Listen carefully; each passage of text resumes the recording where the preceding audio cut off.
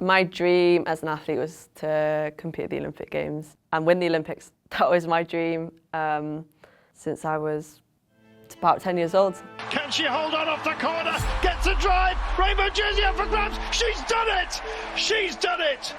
World champion. Fabulous. She can't quite believe it. The crowd roar their approval here as well.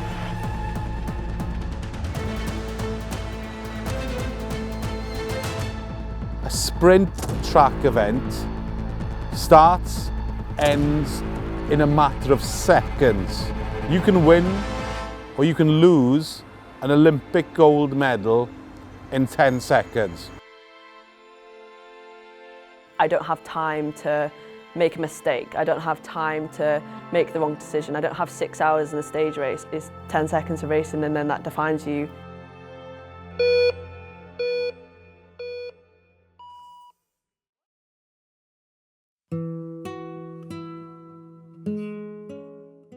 I was born in Carmarthen in Wales. I have quite a big family. There's 5 of us in my immediate family, and we've grown up in Wales together. My mum and dad used to make us do all these sports which we loved. I did scouts, we did brownies, we travelled a lot as a family, and I think, that's what made us so, we were just connected together, and I really like that support from them. And living in the barracks they were good, and Rosie and Emma shared quite a small room, but they were very tight, and it was close. Yeah, close, and I think, and we were all sporty.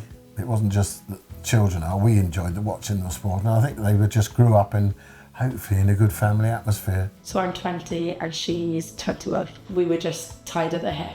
You know, we shared a room for about 14, 15 years of our whole lives. So I think, that made us a lot closer than sort of other sisters would maybe. We just grew up together, did absolutely everything together, shared the same clothes. I had all of their hand-me-downs. But she was my best friend and my sister in one. So I wouldn't have had it any other way, to be honest with you. Yeah, we are quite different. I have grown a lot to be more extroverted, but I used to be quite introverted, and Rosie's very extroverted. She has loads of friends. She's quite a little social butterfly, whereas for me, I think maybe that's why an athlete really suited me, because I'm quite independent, I'm quite self-driven, and we really work together. And Rosie is my best friend. She's my hero. I confide in her with everything. If I'm feeling sad, I'll go to Ella. If I'm feeling happy, I'll go to Ella. Well, we used to live next door to the velodrome in the town. We were walking through the park one day and noticed a club there, which happened to be Towie Riders, and thought they were looking to doing fun stuff, and asked about how our children could go about joining. My first bike was pink, it had tassels on it. Me, my brother and my sister actually went down. Rosie and Sean came with me, and we just rode. I remember it was £1 to sign on and then £1 to hire a bike if you wanted to. Go on, Em, keep going, well done. Was this my first bike? Yeah. Really? Definitely. My first ever bike? Yes, I'm pretty sure, because... With my stabilisers? Yeah, boy, that's going back so far. You get flashbacks when I used to do... Travelling. I was the travelling, I was the bike get-readier, mechanic, tyre pumper-upper. Mate, you did everything. Towie Riders was my first club. I was there for about 8 years. I was there for a long, long time. I competed for them in many different events. I love that club, actually. I made so many friends from that club. They did a lot for me, they supported me and Rosie. So when I was 10 years old, I went to the velodrome in Newport, and that's kind of where I got picked up by Welsh Cycling, and where I kind of knew that side of cycling, and they've been quite an important role in my cycling career. They've given me loads of support through bikes and through racing and through travel and things. She's so naturally talented, but she's worked with that. She's worked really hard with that all the way through. You just saw straight away. You saw that ability physically for that sprint. She's really enthusiastic, very enthusiastic. Just always committed 100% to all the efforts in the training sessions. Mum and Dad would drive me and Rosie up that M4 to Newport every week. And I think as a family, I'm really grateful that I had that support around me, because I wouldn't be where I was without that. And yeah, driving up and down that motorway, I think now we can see it was worth it. But yeah, at the time, it was a lot of commitment from them and from us. I remember coming back from school, we'd finish at 3:30, Dad would be in the lay-by, pick us up, and we'd get back at like 10 o'clock at night sometimes, because it was quite a long way. And yeah, it was a really big commitment, but I think the passion that we had for the sport and the love and how much we wanted it like drove us all. And yeah, I'm really grateful that I had that opportunity. News from Glasgow today as Welsh cyclist Emma Finucane became the fastest woman at sea level with a record-breaking 10.234 in the flying 200 metres. Yeah, I remember seeing on Twitter, someone tagged me in something saying Emma Finucane's the fastest woman on sea level in the world. So like a few people had said it to me and I was like, what? 10.234 seconds, it's nothing, nothing.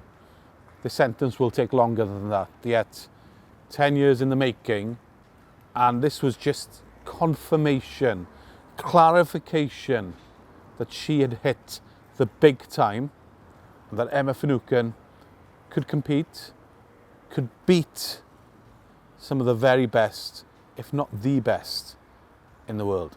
It was my first World Championships riding individuals, but I rode Paris the year before.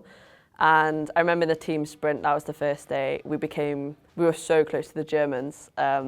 And then the keirin happened and I actually crashed. And I felt really good in that event. And I remember I was so frustrated. And then I remember going into the flying 200, quite like angry and quite like frustrated. And I think I just used that to like channel some sort of anger in me. And yeah, I remember when I looked up to the board and saw 10.2, I was like, oh my gosh, like, really? I mean, I went into the local garage and the lady, because it's a post office as well, and the lady said, oh, you're the fastest girl on the planet.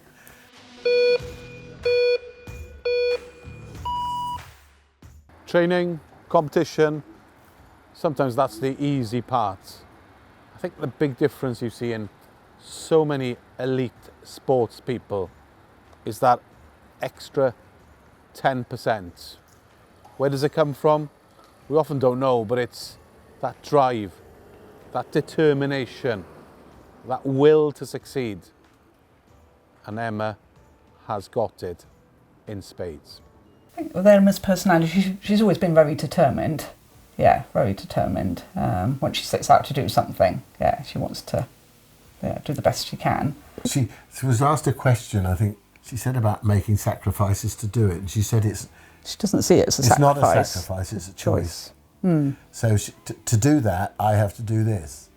And if I don't do that, I ain't going to achieve this. She just always stood out from everyone else. And, you know, people noticed it even from a young age. And her build as well. And I know it sounds weird, but her physique as even as a young athlete, she was always a lot more powerful than everyone else. She had that extra oomph at the end of the race, which is where I think her sprinting came from actually, because yeah, you'd be sitting at the bunch and then at the end she'd always just have this burst of energy. I think as females when we're younger, the stereotype is like to be small and like skinny and like just try and fit in, whereas us, like, we're trying to build muscle, like we're trying to push our bodies to go fast, we're trying to be bigger, not in the sense of like, we're just trying to be muscly and push our bodies to different limits. And I think as a little girl, I wish there was more, I guess, role models, but I don't think it's their fault that there wasn't. And I think I'd hope that I'm now that to younger girls and they can see that it is okay if you're like a bit big and pushing muscles, because you can do things with your body like a 210 seconds and like you can push, like sometimes we're pushing the boys, and like I think that's really amazing and like that's such a cool sport to be in, and I want younger girls to be like, that is cool, and like it is okay if we're a bit different, because everyone is different. Like you can do anything, like different size, different shape. Strength to be a sprinter, 10 seconds, maximum effort. You also need composure. You also need the ability to deal with pressure. And you need to take all that training, all the months of getting up, hitting the gym, hitting the track, and putting it into one mammoth, gigantual effort. And that's what makes a true track sprinting superstar.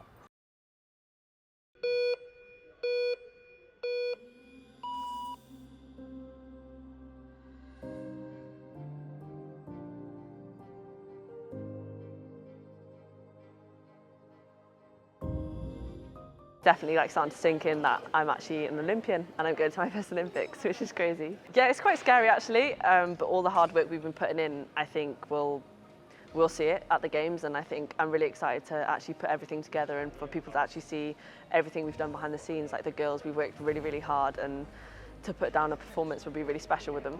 I have been working for the Olympics, like not knowing that I'm going officially, but to get that letter and to know like, yeah, you've done it and like you're going to be an Olympian and yeah, you've made it and you're going to get on that plane and go to Paris. And I think for me, since I was about 10 years old, I've dreamt of that, and to get the official letter, like I actually got quite emotional because I dreamt of this and I didn't think it'd happen so early on in my career, and it is happening now, and I'm literally just living my little teenage dream, so I'm going to keep doing that. And yeah, today's been really special and it's something I'll never forget.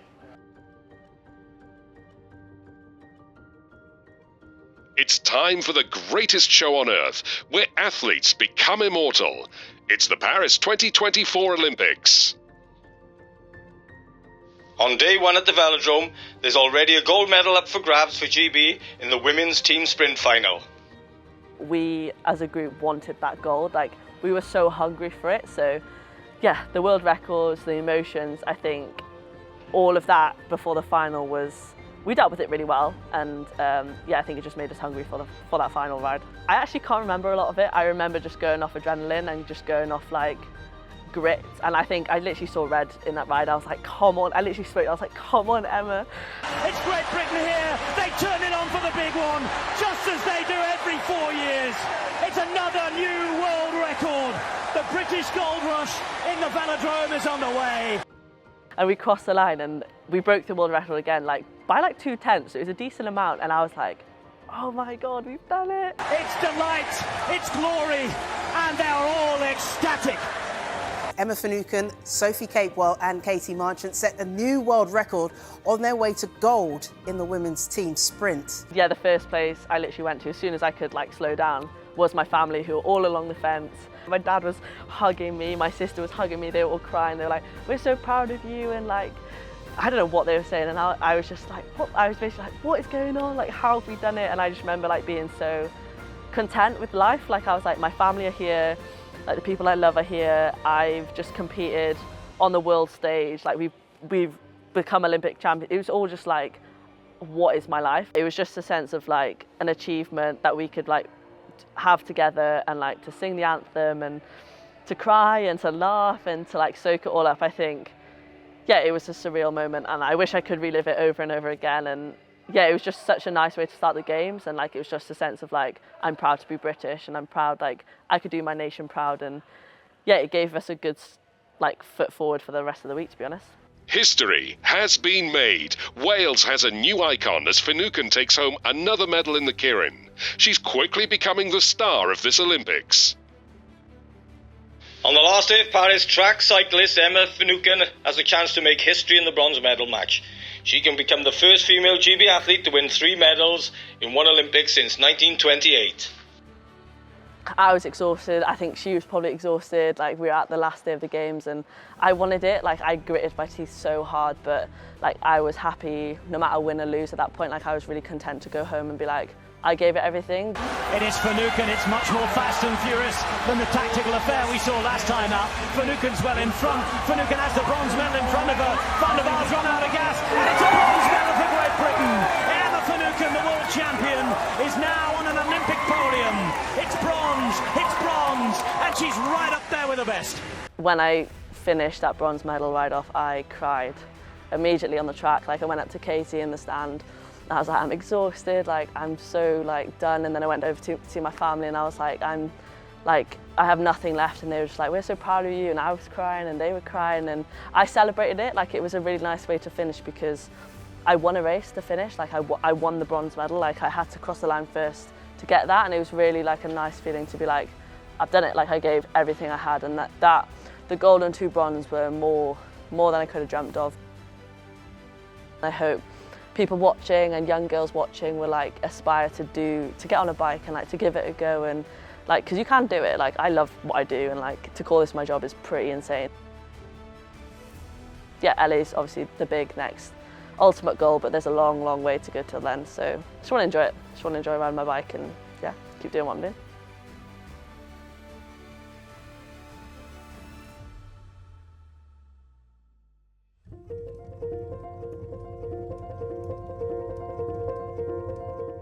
These are my 2 bronze medals.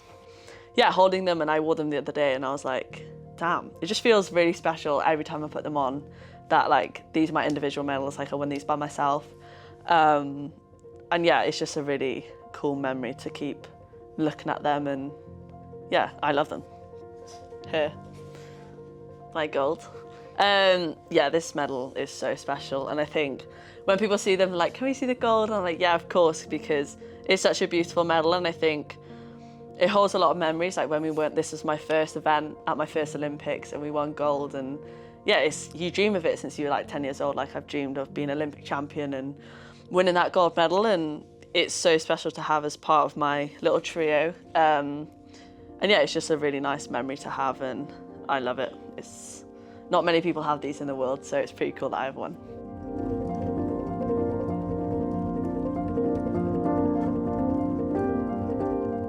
I actually took a moment, I think I went down to my local club, Towie Riders, and one of the girls came up to me and she was really shy and really nervous, and she was like, I've been watching you like riding your bike and I really want to get into sprinting. And I think her mum was saying how she's really shy to like get in the gym and like try new things, and for me that really hit home, because I was like, I remember being that little girl going up to my sporting heroes or whoever and asking them questions, and taking the first steps really like daunting and really scary. And I think, yeah, it really hit me. I was like, wow, like people actually like want to do the sport that I love. What motivates me now after the year I've had, I want to continue that success and kind of create that legacy for me. I don't just want to be like one-time Olympic champion, I want to be multiple. Yeah, I want to have that platform to inspire young girls to get on their bikes and start sprinting and being out of their comfort zone and not caring about what they look like. And I want to use the platform that I have to continue that. Definitely this next couple of years about learning, growing as a person, and yeah, hopefully using my platform as a voice for anyone trying to come into the sport, because I'm really passionate about that.